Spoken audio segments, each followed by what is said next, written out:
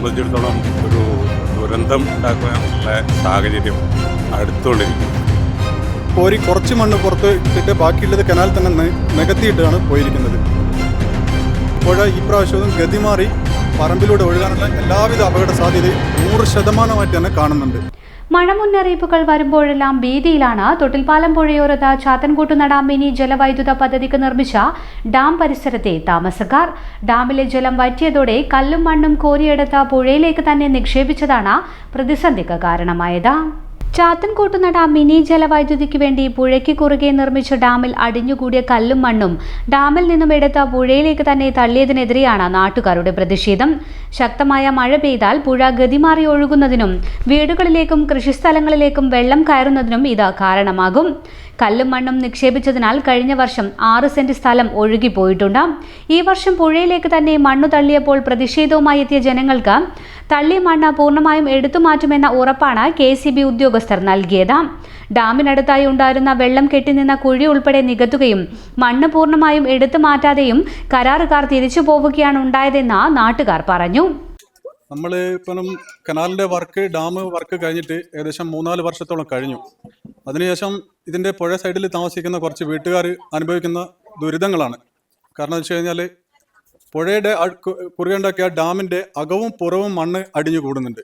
ആ അടിഞ്ഞുകൂടിയ മണ്ണ് മുഴുവനും ഒഴിവാക്കി, അതായത് പുഴയിൽ നിന്ന് ഡാമിൻ്റെ അകവും പുറവുള്ള മണ്ണ് ഒഴിവാക്കിയിട്ട് ഈ സ്ഥലത്തു നിന്ന് മാറ്റി അവരുടെ പദ്ധതി പ്രദേശത്ത് എവിടെയെങ്കിലും മാറ്റാനാണ് ടെൻഡർ കൊടുക്കുന്നത്. പക്ഷേ കരാറുകാർ എന്താ ചെയ്യുന്നതെന്ന് വെച്ച് കഴിഞ്ഞാൽ പുഴയുടെ ഡാമിൻ്റെ ഉള്ളിലുള്ള മണ്ണ് മാത്രം കോരിയെടുത്ത് പുറത്തിട്ട് പുറംഭാഗം നേർത്തിയിട്ടിട്ട് അയാൾ പോവുകയാണ് ചെയ്യുന്നത്. അപ്പം നമ്മൾ വിളിച്ചു പറഞ്ഞ പോലെ പറഞ്ഞാൽ അത് മഴയത്തങ്ങ് ഒലിച്ചു പോകുന്നതാണ് പറയുന്നത്. അപ്പോൾ കഴിഞ്ഞ വർഷം അതിൻ്റെ ഒരു ആഘാതം ഉണ്ടായെന്ന് വെച്ച് കഴിഞ്ഞാൽ അപ്പുറത്തെ സൈഡിൽ ഏകദേശം 6-7 സെന്റ് സ്ഥലം ഒലിച്ചുപോയി. പക്ഷെ ഇപ്രാവശ്യവും അതുപോലെ തന്നെ ടെൻഡർ കൊടുത്തു. ഡാമിൻ്റെ അകവും പുറവും ക്ലീൻ ചെയ്യാൻ വേണ്ടിയിട്ട് അടിഞ്ഞുകൂടിയ മണ്ണുകൾ, ലോഡ് കണക്കിന് മണ്ണാണ് ഉള്ളത്. പക്ഷെങ്കിൽ കരാറുകാരൻ അത് വീണ്ടും ഇപ്പുറം എടുത്തിട്ടിട്ട് പോകാൻ നോക്കിയപ്പോൾ നമ്മുടെ നാട്ടുകാരെല്ലാവരും കൂടി പറഞ്ഞു അത് പറ്റില്ല, പൂർണ്ണമാക്കിയിട്ട് പോകണമെന്ന് പറഞ്ഞു. അപ്പോൾ അയാൾ പറഞ്ഞു അതിനുള്ള ഫണ്ട് ഇവിടെ ഇല്ല എന്ന് പറഞ്ഞപ്പോൾ ഫണ്ട് വീണ്ടും പാസ്സാക്കി. പക്ഷെ ആ പാസ്സാക്കിയ ഫണ്ട് അതിൻ്റെ ഒരു വർക്ക് അയാൾ ഇവിടെ നടത്താതെ മണ്ണ് വീണ്ടും കോരി കുറച്ച് മണ്ണ് പുറത്ത് ഇട്ടിട്ട് ബാക്കിയുള്ളത് കനാൽ തന്നെ നികത്തിയിട്ടാണ് പോയിരിക്കുന്നത്. അതിൻ്റെ ഫലമായിട്ട് പുഴ ഈ പ്രാവശ്യവും ഗതിമാറി പറമ്പിലൂടെ ഒഴുകാനുള്ള എല്ലാവിധ അപകട സാധ്യതയും 100% തന്നെ കാണുന്നുണ്ട്.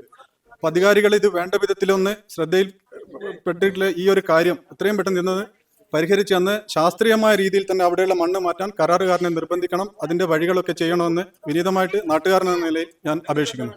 വയനാടൻ മലനിരകളിൽ നിന്നും ഉത്ഭവിക്കുന്ന തൊട്ടിൽപ്പാലം പുഴയിൽ വേനൽ മഴ ഉണ്ടായാൽ തന്നെ ശക്തമായ മഴവെള്ളപ്പാച്ചിലാണ് ഉണ്ടാവുക. ഇത്തരത്തിൽ കല്ലും മണ്ണും തടസ്സം സൃഷ്ടിച്ചാൽ അത് വലിയ അപകടങ്ങൾക്ക് കാരണമായേക്കുമെന്ന് കാണിച്ച നാട്ടുകാർ ദുരന്ത നിവാരണ അതോറിറ്റിക്കും കോഴിക്കോട് ജില്ലാ കളക്ടർക്കും ഉൾപ്പെടെ പരാതി അയച്ചിട്ടുണ്ട്. ഡാമിന് താഴെയിട്ട മണ്ണ് മാറ്റി ജലമൊഴുക്ക് സുഗമമാക്കാത്ത പക്ഷം ശക്തമായ സമര പരിപാടികളെ പറ്റിയും ആലോചിക്കുന്നതായി നാട്ടുകാർ പറഞ്ഞു. നമ്മളെ സംബന്ധിച്ചിടത്തോളം ഒരു ദുരന്തം ഉണ്ടാക്കാനുള്ള സാഹചര്യം അടുത്തുകൊണ്ടിരിക്കുന്നതാണ്. ഈ വരുന്ന മഴയ്ക്ക് ഇരോടി ഒഴുകുന്ന പുഴയ്ക്ക് ഒരു രൗദ്രഭാവം ഉണ്ടായാൽ ഇവിടുന്ന് അങ്ങോട്ട് ഈ പുഴ ഗതിമാറി ഒഴുകുകയും ഏതാണ്ട് 6-7 വീടുകൾക്ക് നാശം സംഭവിക്കുകയും ഇവിടെ ഉള്ള ആളുകൾക്കും നഷ്ടം സംഭവിക്കാനുള്ള സാധ്യതയുണ്ട്. ഇതെല്ലാം മുന്നേ കാലേ കൂട്ടി ഇതിൻ്റെ അധികാരികൾക്ക് നമ്മൾ പറഞ്ഞു കൊടുത്തതാണ്. അപ്പോൾ ഇത് ചെവിക്കൊള്ളാതെയാണ് ഇപ്പോൾ റോഡ് വെട്ടിയിട്ട് പുഴ ഒരു ഭാഗം നിർത്തുകയും അതുപോലെ തന്നെ കുറേ ഭാഗം ഇപ്രാവശ്യം കോരിയിട്ട മണ്ണ് തന്നെ പുഴ നീണു. ഇപ്രാവശ്യം എന്തായാലും ഉറപ്പാണ് ഈ ദുരന്തം ഉണ്ടാവും എന്നുള്ള ഉറപ്പാണ്. അതുകൊണ്ട് ബാക്കി പ്രവർത്തനങ്ങൾ കൂടി നടത്തണമെന്ന് നാട്ടുകാരെന്ന നിലക്ക് ഈ അധികാരികളോട് നമ്മൾ ആവശ്യപ്പെടുകയാണ്.